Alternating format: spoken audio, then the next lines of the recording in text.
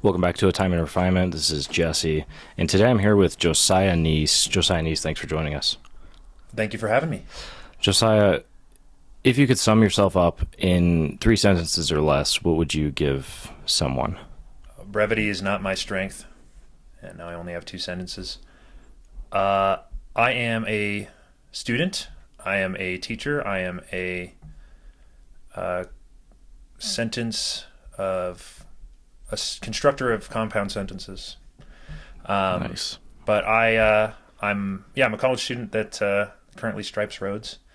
I have interests in a lot of different corners: fictional, non-fictional, philosophical, religious. Really, if you spend a little time with me, you will learn a lot about me. I don't hide a lot. I was going to say, yeah, I would like to actually learn more about you today. That would be kind of fun. So I would have to say that my favorite quality or trait or attribute, I don't know the difference in this instance, but about you is your willingness to tackle basically any situation philosophically or through discourse. You're basically just nothing is off the table, and I think that's amazing. And I'm going to ask you, actually, what do you think prevents a lot of people from being able to do that, to engage in that sort of discourse on that level? Well, I think it takes a level of trust. If you spend time with people, once or twice, if you're at a party or, you just don't take the time, I think it's easy to go, hey, really showing who I am or what I feel about this subject or this strong opinion. I think there's a lot of fear in what will people think of me. And I definitely have that fear. But I also have a fear of kind of wasting time. I think it's easy to talk about nothing for a very long time. And so you can direct the conversation. Yeah, you can avoid questions you don't want to answer and go, hey, here's a different interest. But I think you have to, at least on a little bit, kind of let go of a fear of hiding who you are. I think life's a little too short to have fake friendships. Yeah, totally. Friendships are difficult and they take a lot of time and effort. And if you decide to spend time and effort keeping them at a distance, I think that costs you more than you know. Yeah, absolutely. So you would sort of adhere to a sort of traditional worldview, mindset, perspective. Would I be right in saying that? Yes. Not many of my opinions are brand new. Most of them have been established for hundreds or thousands of years. Sure, yeah. So what is your, let's just start with what is your philosophical hot take? Hot take. Ooh, dang. It's fun to be controversial. That's what it's all about.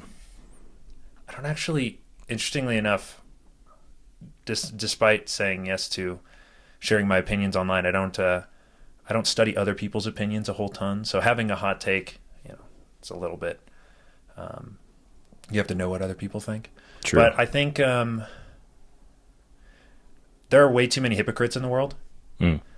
I think there are way too many people that think they are good people because they mostly adhere to a kind of lukewarm code for themselves. Yeah.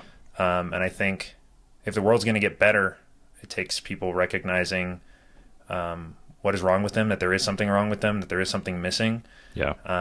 And actually looking for meaningful ways to fill that. So I know my hot take is that people are wrong and evil and lazy. Very true. But I also would say we kind of have a system, a culture that allows you to be so. Yeah, true.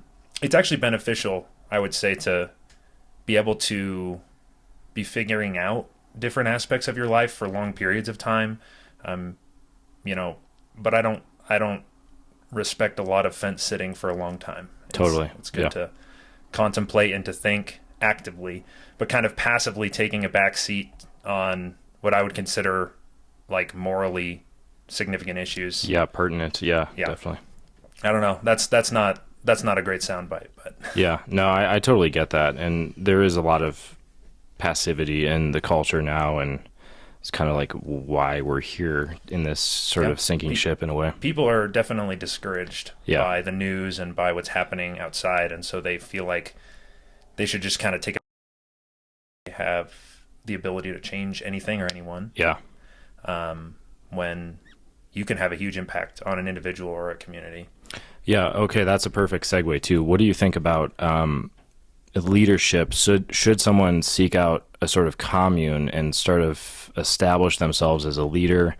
Who should be the leader chosen if we're sort of taking a more active approach to patching up the sinking ship? So I don't think you have to get as established as something as a commune, or which is typically buying land, finding a group of people with skills, and kind of separating yourself from the grid or the system. Yeah. I don't think you have to go that far to make that big of a difference. I think it does require, at the very least, people who have similar values, and are willing to put in time, effort, and money to agree with you or train with you or discuss with you. You can have a profound impact on people without completely leaving the grid. I think you risk kind of ostracizing yourselves when oftentimes the greater impact is the conversations you have with people outside of your closely knit community.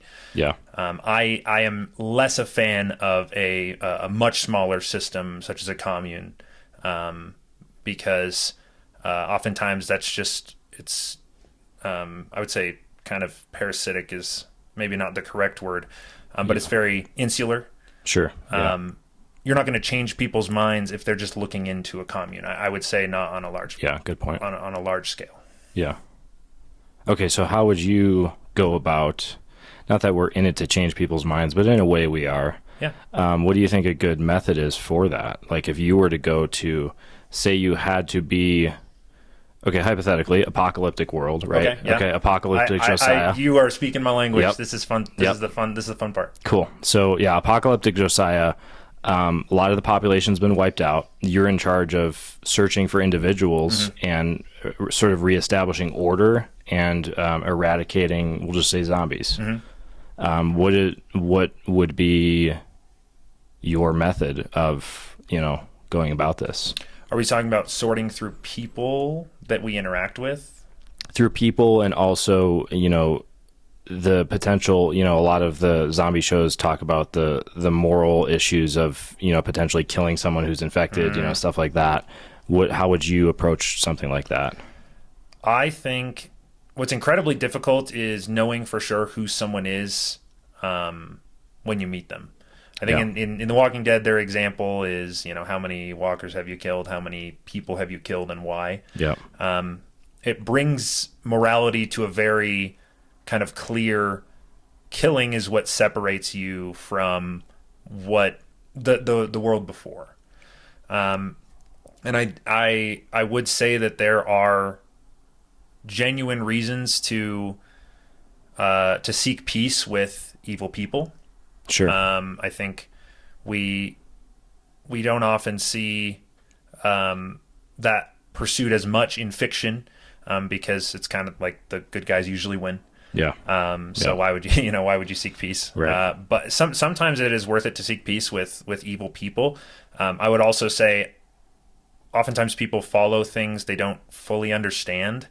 And so if you make your entire purpose in this world breaking down their worldview or their idols or the people that they follow, you're not necessarily going to kind of warm them to your side. You're often going to isolate them. Yeah. And so I think leadership does mean making hard decisions. I think there's a moment where Rick Grimes is like, "This is not a democracy," and he tilts his head. It's not a democracy anymore. And the truth is, I do think in a lot of times there is not room for deliberation, for consensus.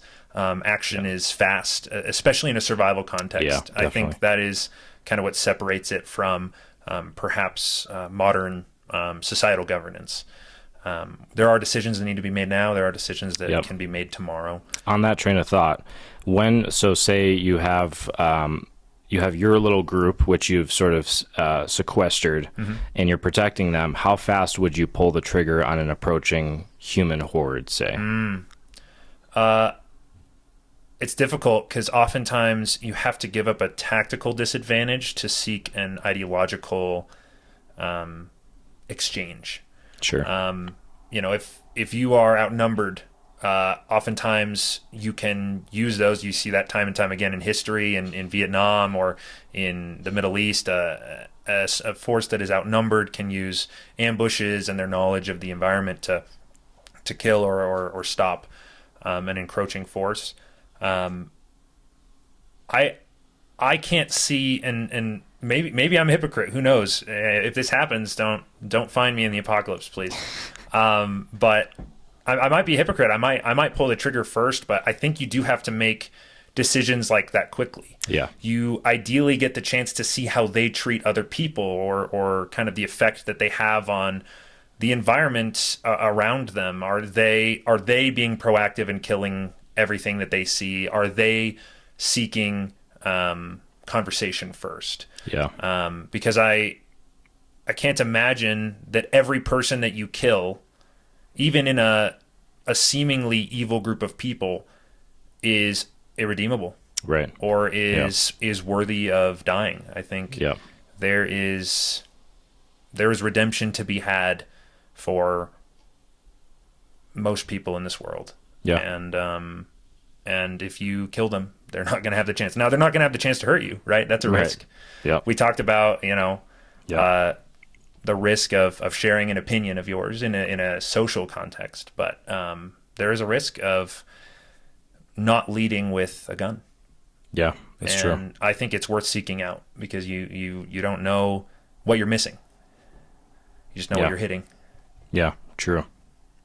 Okay. So then stepping back, out of the apocalyptic world now, I think that there's something interesting to be talked about as far as relationships go, human relationships. There are power dynamics at play in most situations. I think that people don't want to admit that, but it's just the fact of reality. How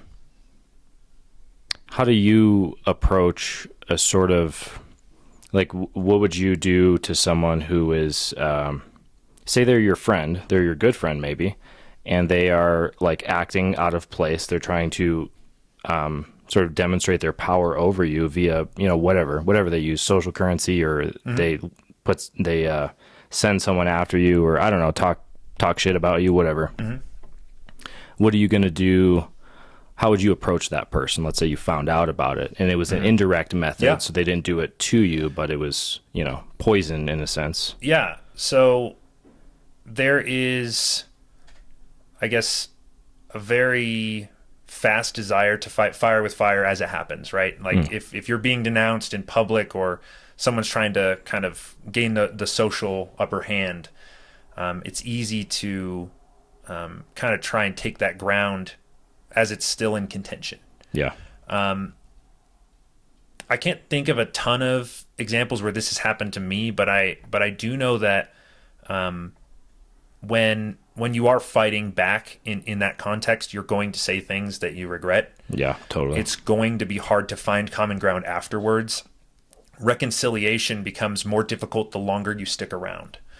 So oftentimes I would say a way to not only prevent hurt to you, but also prevent hurt to the other person, you should probably remove yourself from the public scene that they are making, probably as soon as possible. Maybe, you're at an event and you have to be, you're a featured speaker, or someone who is serving, or someone who is just a part of it, or you are the host. Yeah. In those certain situations, it's less acceptable to remove yourself from the situation, but at the very least, find a kind of firm way to shut down the conversation and seek reconciliation in private. Yeah. I think, yes, it matters what other people think of you. But if you, again, decide to kind of air out your dirty laundry in front of everybody else, you're both going to hurt. You're both going to be hurt. And so I would say, try and remove yourself from the situation, and then find a way to reconcile with that person. Maybe the relationship moving forward isn't the same, but there's a level of respect that you're showing to the other person where you say, I'm not going to fight on your terms. I'm going to seek out a resolution. And maybe it means you're not good for each other. Maybe it means you need to find different circles to hang out in. But also, before you leave, weigh what other people are thinking. Maybe this person is actually calling out something that matters to you, maybe something that you're insecure about and something that you need to work on. And then again, that can come up in private. It's a risk, but saying, hey, when you said this about the way that I look or the way that I talk or the way that I, show emotion, sharing your insecurities with the other person is definitely a risk, but it's part of a friendship. It's part of a relationship. And so, if they knew that it would hurt you and they said it on purpose, try not to do the same. Try to seek out resolution, because oftentimes they're not doing it for no reason. Sure. Yep. It might be selfish. It might be defensive. Maybe you said or did something that really hurt them, but you don't know where it's coming from. Yep. So jumping to conclusions and fighting back is not a way to have long-lasting reconciliation, for sure. Definitely. Before we close, what is a good piece of life advice that you've gathered that you can give the audience? I think it's become very clear to me that it's difficult to be a disciplined or moral person without accountability. I have tried and failed for a very long time to do a lot of things I consider good or even the greatest good without accountability, without people that are kind of fighting alongside me. If I fail and there's nobody there to lift me up, or at least nobody there to hear me, I'm more likely to just try and fail again. Sure. If I'm not doing well, or I am doing well, having someone to share your victories or your defeats with is really important. And so the truth is, a lot of this was find people, grow your relationships, grow your friendships, seek reconciliation, but seek accountability. I don't know how anybody gets through life without some sort of perspective. Yeah. And if you don't trust someone, then their word's not going to matter. So find the right people, find accountability, and use them as warriors on the sidelines to kind of fight for the best person you can be. That's good. Yeah. Appreciate that. Well, thank you for coming on. It's been an honor and a lot of great stuff to talk about. So, until next time, perhaps. Yes. Thank you for having me. Thank you all for coming on, and make sure you keep on refining.